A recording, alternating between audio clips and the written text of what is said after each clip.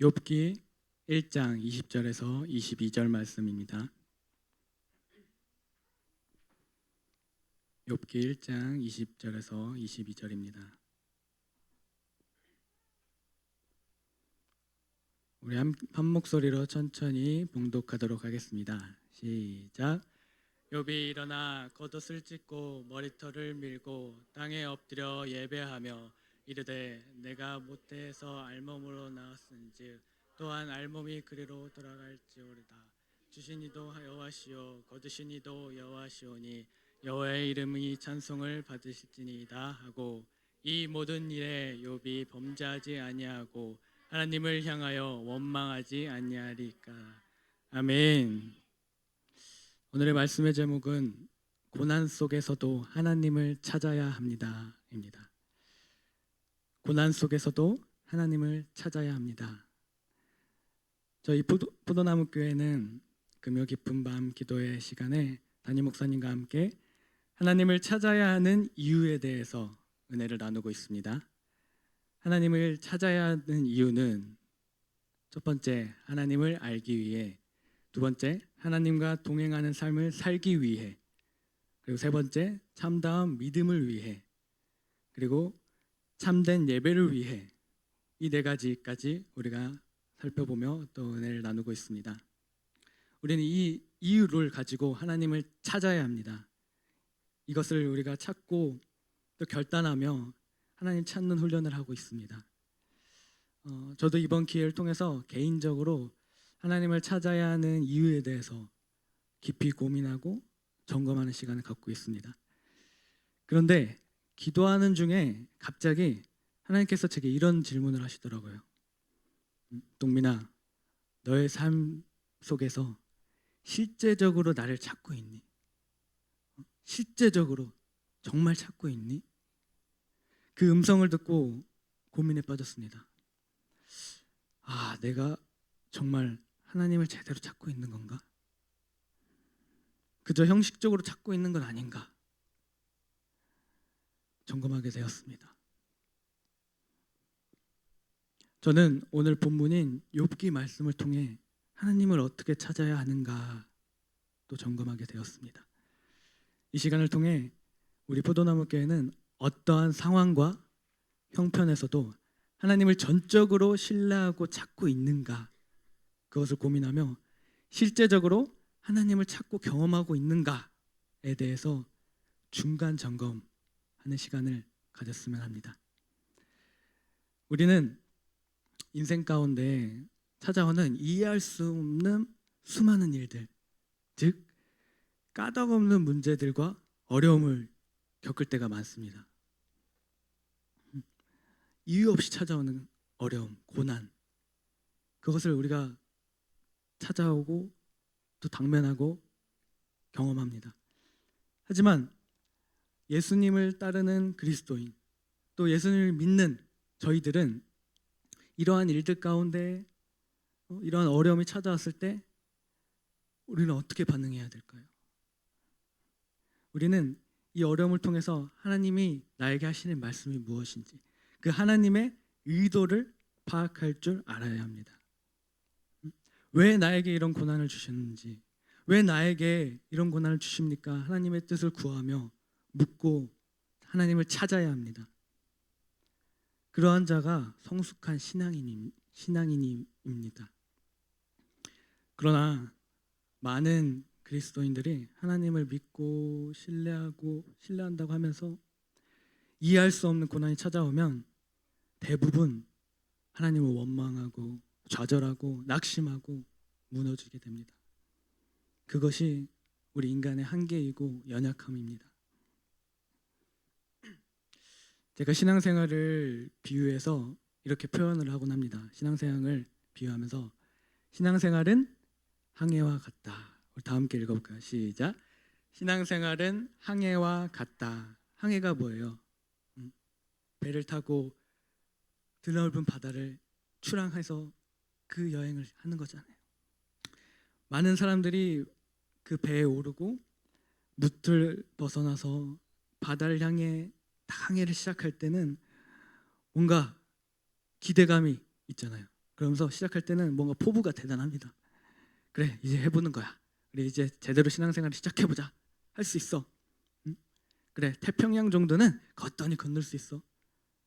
이런 열정과 담대함으로 배를 타고 항해를 시작합니다. 신앙생활을 시작합니다. 하지만 그들 앞에 기다리고 있는 게 있죠. 그것이 뭘까요? 거친 풍랑과 태풍, 비, 수많은 역경과 어려움이 기다리고 있습니다. 항해는 결코 쉽지 않습니다. 제가 전에 일본 선교를 이제 자주 다녔었는데, 물론 코로나 터지기 전에요. 일본 선교를 갈 때 한 번은 부산항에서 이제 배를 타고 후쿠오카항까지 이제 간 적이 있어요. 크루즈항을 타고 배를 타고 가는데 한 번은 이제 밤에 이동을 했단 말이죠. 이제 보통 이제 쾌속선이 아니라 보통 크루즈는 거의 밤새도록 가거든요. 몇 시간 걸리거든요. 그렇게 네, 괜찮습니다. 네, 밤새도록 가는데 특히 밤에 밤바다를 보신 분들은 알겠지만 특히 밤에 더 파도가 심하죠. 제가 그때 막 파도가 너무 심해가지고 배가 진짜 뒤집힐 정도로 막 그냥 누워 있는데 가만히 누워 있는데 몸이 막 이렇게 그냥 쉴 새 없이 쉴 틈 없이 끝없이 계속해서 배가 꿀렁꿀렁 되는데 막 먹은 것도 없는데 속에서 막 다 올라오고 그런 엄청 이렇게 그 힘듦을 겪었던 그런 기억이 있거든요. 또 그 다음부터는 제가 배를 타고 간 거예요. 그 다음부터는 항상 비행기 타고 가게 되었습니다. 그리고 또 한 번은 그 밤바다 속에 너무 답답하니까 이제 가판 위로 올라갔어요. 이제 가판 위로 올라갔더니 밤바다인데 이게 주변 아무것도 없고 진짜 칠흑같이 깜깜한 바다를 제가 딱 보는데 덜컥 겁이 이렇게 너무 두렵더라고요. 나는 이제 배 안에 있지만 그 바다를 보는데 끝없이 보이는 그 칠흑 같은 어둠을 보면서 확 뭔가 두려움이 느껴지더라고요. 정말 무섭더라고요. 그것을 경험하면서 와, 이게 진짜 두려움이구나. 또 이렇게 깨달았던 기억이 있습니다. 이처럼 항해와 같은 신앙생활은 때로는 칠흑 같은 어두움을 뚫고 가야 할 때가 있습니다. 그러나 우리에게 목적지가 분명히 있습니다. 배가 밤바다를 헤치고 항구 가까이에 왔을 때 무엇을 보고 그 항구를 찾아가죠? 맞아요. 등대. 굳게 서 있는 그 등대의 불빛을 보고 그 항구를 찾아서 무사히 배가 항구까지 도착할 수 있습니다. 그렇게 찾아가듯 우리는 그 믿음의 항해 끝에서 빛 대신 하나님을 바라보고 믿음의 여정을 마쳐야 할 줄 믿습니다. 아멘. 제가 사실 이 송촌동이 그렇게 어색하진 않아요. 제가 학창 시절에 어렸을 때 중리동 법동에서 살았기 때문에 친구들 따라서 자주 놀러 왔거든요. 그리고 이제 학교에서 틈만 나면 소풍으로 이 동네 학교들은 뭐 동충당을 갔다 가는데 저희 법동에서 이제 중리초등학교에서는 틈만 나면 계족산을 등산했거든요. 그래서 계족산 가보신 분들은 아시겠지만 뭐 그렇게 높진 않아요. 계족산성까지 1시간, 1시간 반 정도 이제 올라갈 수 있습니다. 한 번은 이제 형과 함께 이제 친형과 함께 계족산을 등산하자 이제 계획을 하고 이제 계획을 짰는데 이제 맨날 가던 길은 너무 쉬우니까 우리 이번에 조금 더 어려운 길로 가보자 해가지고 비례동까지 버스를 타고 나가서 거기서부터 이제 산을 오르기 시작해서 이렇게 능선을 넘어서 계족산성까지 딱 찍고 여기 선비마을 1단지까지 이렇게 내려오는 그 코스를 우리가 정했어요. 그래서 이제 한 점심쯤에 출발한 것 같은데 이제 버스 타고 가서 이제 좀 시작이 늦었죠. 한 3시쯤부터 이제 오르기 시작했는데 이제 잘 이제 올라가다가 이제 능선을 이제 잘 타고 올라가야 되는데 반대쪽 방향을 간 거예요. 표지판을 잘못 본 거예요. 제 탓은 아니에요. 형이 잘못한 거예요. 표지판을 잘못 보고 반대 방향으로 한참 가더니 뭔가 이상한 거예요. 우리가 올라가야 되는데 왜 자꾸 내려가는 느낌이지? 근데 다시 한번 표지판을 보니까 아, 반대로 가고 있었구나. 그때부터 막 어떡하지 하다가 야 뛰어! 뭐 이러면서 반대편으로 다시 뛰기 시작했어요. 왜냐하면 그때가 뭐 4시쯤 됐는데 산은 밤이 되면 캄캄합니다. 아무것도 보이잖아요. 그래서 일단 시작한 거 우리 계적산성 산 꼭대기 찍고 와야 되지 않겠냐 하면서 해가 떨어지기 전에 빨리 가자 해서 그때부터 종목이 바뀌었습니다. 등산에서 마라톤으로. 그때부터 막 쉴 틈 없이 계속해서 뛰는 거예요, 형이랑. 아 어디야 하면서 막 표지판을 보면서 그때부터 등산을 타고 와서 결국에는 목적지까지 계족산성까지 도착을 합니다. 아 너무 힘들었지만 너무 뿌듯하다. 우리 산성에 도착했어. 우리 꼭대기를 찍었어. 하는 순간 해가 떨어지기 시작합니다. 일몰이 시작합니다. 멋있게 일몰을 보고 감탄할 찰나 없이 컴컴해진 그 어둠 가운데 거기서부터 이제 산을 내려가야 된다 생각에 너무 두렵더라고요. 불빛이 하나 없고 달빛 하나 의지해서 그 산을 내려가야 되는데 컴컴하니 아무것도 보이지 않고 뭐 주변에서 막 밤짐승들이 움직이는지 막 풀에서 스르륵 움직이기 시작하고 막 너무 무섭더라고요. 그런 경험을 하면서 제가 인생을 배웠습니다. 이와 같이 우리 신앙생활 가운데에도 캄캄한 어둠이 찾아오고 두려움에 사로잡힐 때가 있습니다. 그때마다 우리는 이 말씀을 기억해야 합니다. 요한복음 14장 6절 다 같이 읽어보겠습니다. 시작. 예수께서 이르시되 내가 곧 길이요 진리요 생명이니 나로 말미암지 않고는 아버지께로 올 자가 없느니라. 아멘. 예수님의 십자가 은혜를 바라보고 신뢰함으로 나아가는 것이 신앙생활의 핵심입니다. 다시 예수님의 그 십자가 은혜, 그 공로를 의지하여서 하나님을 바라보고 그 신뢰함으로 믿고 의지하여서 나아가는 것이 신앙생활의 핵심입니다. 이러한 신앙생활을 하기 위해서는 우리는 하나님을 찾아야 하는 것입니다. 어떠한 고난과 역경 속에서도 하나님을 찾아야 합니다. 찾아야 하나님을 알 수 있고 동행할 수 있고 믿음이 자라나며 참된 예배를 할 수가 있습니다. 아멘. 오늘 밤 우리는 본문의 주인공인 욥의 신앙을 통해 하나님을 전적으로 의지하고 신뢰하며 찾고 있는지 점검해 보기를 원합니다. 우리 본문 말씀 욥기 1장 1절부터 볼까요? 네, 제가 봉독하겠습니다. 우스 땅에 욥이라는 불리는 사람이 있는데 그 사람은 온전하고 정직하여 하나님을 경외하며 악에서 떠난 자다. 여기까지 뭐래요? 온전하고 정직하며 하나님을 경외하며 악에서 떠난 자더라. 이렇게 말씀하십니다. 2절 그에게 아들 7과 딸 3이 태어나니라. 3절 그의 소유물은 양이 7,000마리요 낙타가 3,000마리요 소가 500결이요 암나귀가 500마리이며 종도 많이 있었으니 이 사람은 동방 사람 중에 가장 훌륭한 자라. 동방 사람 중에 가장 훌륭한 자, 가장 잘 사는 사람이었어요. 이 욥기가 살았던 시대적 배경은 이제 아브라함 때와 같이 족장 시대라고 우리가 예상을 하고 생각할 수 있습니다. 이어서 4절, 5절 보겠습니다. 시작. 그의 아들들이 자기 생일에 각각 자기의 집에서 잔치를 베풀고 그의 누이 3명도 청하여 함께 먹고 5절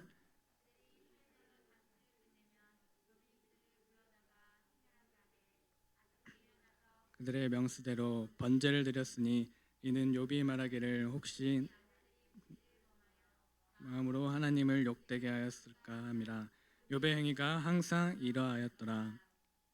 6절의 파란 글씨, 5절의 파란 글씨를 보면 욥은 그 아들들의 한 명 한 명 그 위에서 번제를 드렸어요. 예배를 했단 말이에요. 그리고 혹시나 그 아들들이 죄를 범하여 하나님의 마음을 욕되게 하진 않을까 이렇게 고민하며 항상 예배를 했던 거예요. 항상 마지막 보면 항상 이러하였더라라고 돼 있어요. 욥은 항상 예배하였고 항상 하나님을 찾았어요. 왜? 하나님을 경외했기 때문이에요. 하나님을 알았기 때문이에요. 하나님을 사랑했고 하나님과 동행했기 때문에 하나님을 참된 예배자로서 바로 서서 하나님을 예배했던 욥이에요. 욥은 하나님을 경외했으며 항상 예배하는 의로운 사람이었습니다. 6절 이후에 보면 PPT는 없는데 하나님이 이제 사탄에게 욥과 같이 온전하고 정직하여 하나님을 경외하며 악에서 떠난 자는 세상에 없다고 자랑을 하십니다. 그러자 사탄이 어떻게 합니까? 사탄이 이렇게 말합니다. 하나님이 복 주셔서 그런 거 아니겠습니까? 이렇게 반문을 합니다. 그러자 하나님은 사탄이 욥의 소유물을 빼앗아 가도록 허락을 해주십니다. 그렇게 해봐라. 너가 소유를 뺏어봐라. 하지만 목숨을 건지지 마라. 이렇게 처음에 얘기하셨어요. 그렇게 어느 날이 지나고 욥에게 시련이 닥쳐오죠. 시련이 닥쳐옵니다. 한 사환이 욥에게 달려와서 말합니다. 주인님, 주인님의 손은 밭을 갈고 나귀는 풀을 뜯고 있는데 갑자기 스밧 사람이 갑자기 찾아와서 그것을 빼앗고 종들을 칼로 죽였습니다. 저만 겨우 도망쳐서 주님께 와서 이렇게 보고하는 거예요. 큰일 났어요. 이렇게 오는 거예요. 근데 그 말이 끝나기도 전에 또 다른 사람이 와가지고 욥에게 얘기합니다. 주인님, 갑자기 하나님의 불이 하늘에서 떨어져 양과 종들이 다 불타 죽어버렸어요. 큰일 났어요. 그런데 또 있다가 또 다른 사람들이 와가지고 아뢰되 주인님, 갈대아 사람들이 무리지어 와서 저희 낙타를 빼앗아 가고 종들을 칼로 죽였습니다. 막 이렇게 막 울면서 찾아왔어요. 그러자 마지막 한 사람이 찾아와서 또 얘기합니다. 주인님, 큰일 났습니다. 주인님의 자녀들이 맏아들 집에서 음식을 먹고 포도주를 마시고 있는데 갑자기 거친들에서 큰 바람이 일어나 집이 무너져 자녀들이 모두 깔려 죽었습니다. 욥은 이렇게 한순간에 모든 소유를 잃어버리고 말았습니다. 이때 욥의 반응은 어땠을까요? 20절에 욥은 일어나 겉옷을 찢고 머리털을 밀고 땅에 엎드려 예배하며 뭐 했대요? 예배했대요. 이런 상황에서 예배를 했대요. 겉옷을 찢고 머리털을 밀고 통회하며 울부짖으며 하나님께 예배했다고 합니다. 21절에 이르되 내가 모태에서 알몸으로 나왔사온즉 또한 알몸이 그리로 돌아갈 거울지라 주신 이도 여호와시오 거두신 이도 여호와시니 여호와 이름이 찬송을 받을지이다 하고 뭐 했대요? 찬송을 했대요. 그리고 22절에 이 모든 일에 욥이 범죄하지 아니하고 하나님을 향하여 원망하지 아니하리라. 하나님 원망했대요? 아니요. 다음 장 넘겨주시면 범죄하지 아니하고 하나님을 향하여 원망하지 아니하였대요. 하나님은 욥은 이러한 이해할 수 없는 어마어마한 문제와 어려움 가운데 그 문제를 닥쳤을 때 하나님을 원망하지 않고 신뢰하며 찬송하고 예배했습니다. 우리가 이러한 청천벽력의 위기를 맞았다고 가정해 봅시다. 심정이 어떨 것 같습니까? 의분을 토하며 왜 나에게 이런 시련을 주십니까? 내가 뭘 그렇게 잘못했다고 한순간에 내 모든 것을 빼앗아서 가십니까? 원망하고 불평이 나오지 않았을까요? 이 시대에 많은 그리스도인들이 이렇게 하나님을 원망하고 불평하고 주님 곁을 떠나고 있습니다. 제가 6년간 또 많은 청년들과 함께 동역하며 또 신앙생활을 하면서 정말 안타까운 모습들을 많이 보았어요. 자기 마음을 조금이라도 알아주지 않고 인정해주지 않으면 실망했다고 하면서 막 교회를 떠나고 교회를 떠난 것뿐만 아니라 세상 속에 나아가서 자기 하고 싶은 대로 마음대로 살아갑니다. 또 아무리 믿음이 좋아 보이고 열정적이고 열심히 봉사하던 청년들도 인생의 어려움과 위기가 닥치면 낙심하고 좌절하며 하나님을 찾고 의지하기를 포기하거나 심지어 하나님을 버리고 떠나기도 하더라고요. 더 가슴 아픈 것은 교회 안에서 사람의 욕심과 탐욕으로 인해 그 죄악된 모습으로 인해 서로 낙심하고 상처받고 실족하고 다시는 교회를 다니지 않겠다고 뛰쳐나간 사람들도 있습니다. 사회에 나아가서 전도하다 보면 한 번도 교회 가보지 않은 그런 영혼들 전도하는 것보다 교회에서 상처받고 실족하여 다시는 교회에 가지 않겠다고 다짐하는 그런 영혼들을 전도하기가 더 어렵더라고요. 그 사람들은 이렇게 말합니다. 야, 나도 청소년 때에, 나도 청년 때에, 나도 한때는 교회에서 열심히 다니고 회장도 하고 총무도 하고 찬양팀도 하고 다 했어. 그런데 다 부질없더라. 사람들 모인 곳이 다 똑같지 뭐. 교회라고 뭐 달라? 교회라고 뭐 달라? 다 똑같아. 하나님이 계시긴 해. 라고 이의를 제기합니다. 그런 사람들에게 우리는 어떻게 말을 해야 되겠습니까? 다른 나라 이야기가 아닙니다. 우리도 언제 이렇게 무너질지 몰라요. 이 자리에 서 있는 저도 언제 이렇게 무너질지 몰라요. 언제 이렇게 하나님을 떠날지 모르는 게 우리의 인생입니다. 이 자리에 계신 또 그리고 영상으로 예배하시는 하고 계신 여러분은 어떠한 상황에도 어떠한 형편에도 어떠한 폭풍우가 몰려와도 언제 어둠이 닥쳐 앞길이 보이지 않고 막막할지라도 하나님을 찾으시길 소망합니다. 하나님을 신뢰함으로 하나님을 찾고 의지하시길 소망합니다. 아멘. 이렇게 실질적으로 내가 직접 하나님을 찾고 구하지 않으면 소용없어요. 소용이 없더라고요. 우리에게 고난을 이겨낼 자원과 능력이 없음을 인정해야 됩니다.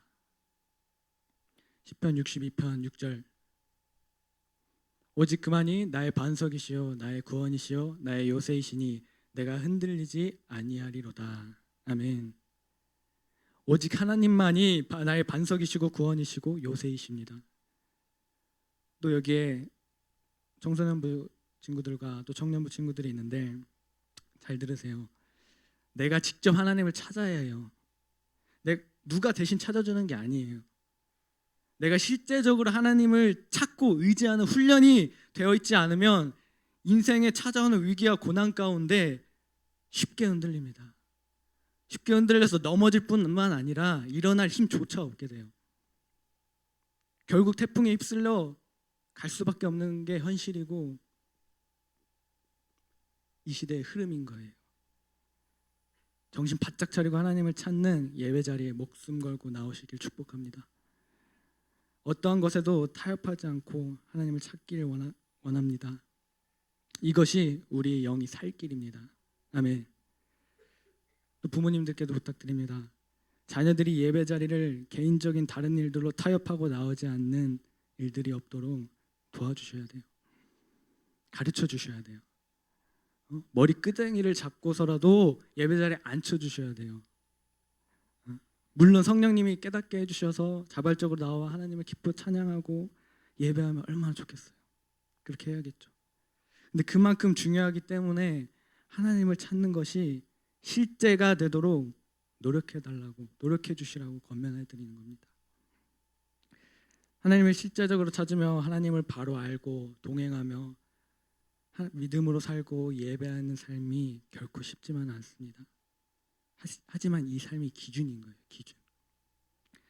앞에서 제가 형님과 개족산을 등산할 때 이야기를 했었죠. 등산할 때 길을 잃어버리지 않으려면 뭘 봐야 돼요? 표지판을 잘 봐야 돼요. 똑바로 보고 똑바로 알아야 돼요.